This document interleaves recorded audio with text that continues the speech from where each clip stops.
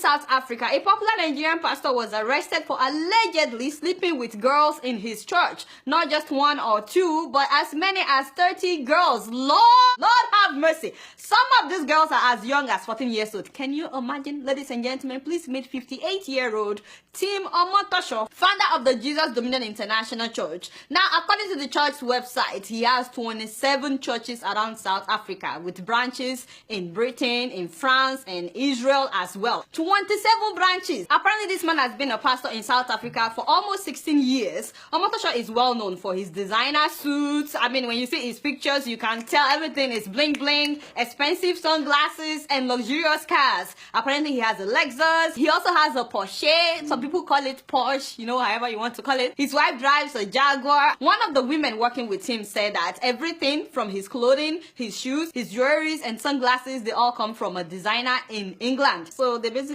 import everything that the man wears. He also has a record company and a foundation known as Help the Helpless Foundation. He used to be the music director for Ebenezer Obey, by the way, in the 80s, you know. So music is a huge part of his ministry. So sometimes during church services, he would play instruments, he would sing. You shall enter your Canaan this morning.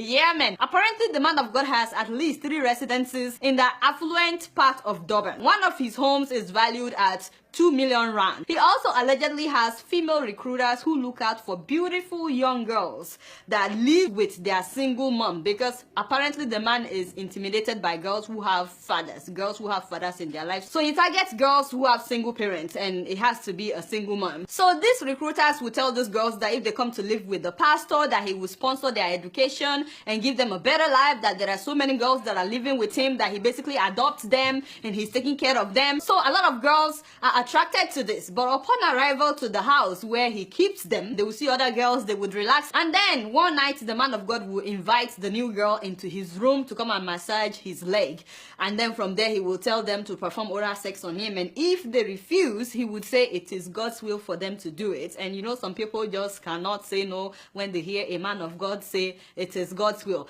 And then if they are reluctant to sleep with him, he tells them that God wants them to sleep with him so that they can be closer to God, because he is very close to God. Can you imagine that? God is so patient. There are so many people that are messed up, and then they proclaim themselves as men of God. In fact, one of the victims said that when she complained that what if she gets pregnant, the man of God laid hands on her stomach and prayed that God would prevent her from getting pregnant. I mean, the stuff that I heard when I was watching the video of the victims, it's mind-boggling. My spiritual belief, it went down the drain. Since the day I left there, I've never set foot in any church. When I think of going to a church,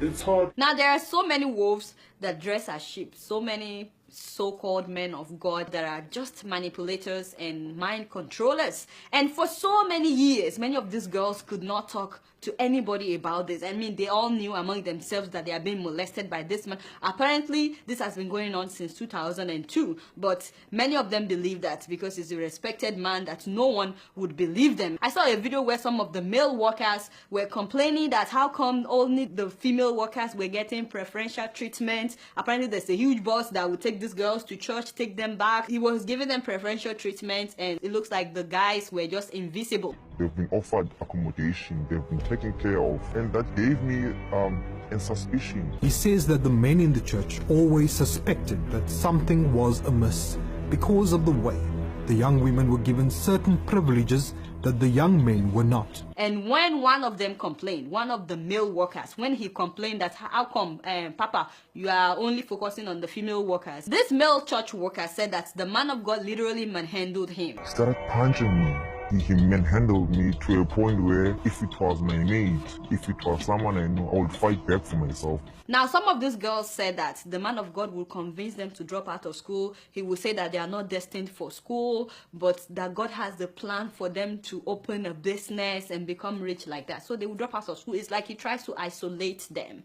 Now, when the story broke out, they tried to arrest this man during Easter celebration, but he apparently knew about it, and so he escaped. And I'm like, why would the man of of God be running? Why would he be hiding during Easter if he's innocent, you know? Guess where they finally arrested him? At the Port Elizabeth airport. And you will not believe this, but he was hiding in the female restroom. I was like, now if the man of God is innocent, why was he hiding in women's toilet? Seriously? If really he's innocent, why was he running for days? Because it took them days before they were finally able to arrest him. And of course, they found him in another town. He flew from Durban to Port Elizabeth. That was where they caught him. And you know, they were talking with him on the phone that he needs to come in for interrogation. And you know, on that day, they knew that he was going to Port Elizabeth, and then he called and told them that his flight was delayed so that they won't come to look for him when he's supposed to be there. He wanted them to come maybe some hours later when he would have left, but those ones did not believe him when he said his flight was delayed. So the security officers, they came there at the time that his flight was scheduled to arrive. And sure enough, the flight was not delayed. That's another thing. The man of God lied. He lied to the security operatives that his flight was delayed. And then when they came, they found him in a restroom. He allegedly told the police his flight was delayed. We had to take initiative as the Hawks to go to the airport ourselves, only to find out that the flight was on scheduled time. He sought refuge at the toilet. That's where we got the toilet and took him from the toilet. Pastor, are the allegations true? Are the allegations true? So, ladies and gentlemen, once again, please and please be careful who you call your spiritual father. I cannot stress this enough that if you're a Christian, Jesus alone should be your example. It's good to have men of God in your life, but they are still human beings like you. Don't ever put all your hope in a man. You should always put all your hope in God. Please stop replacing God with men of God. His case has been adjourned till May 3rd, so that's when we'll know what would happen to him. But until then, they have refused to grant him bail. I want to know what you guys think about this story. You guys know I don't know much. Guess what? I'm just keeping it real.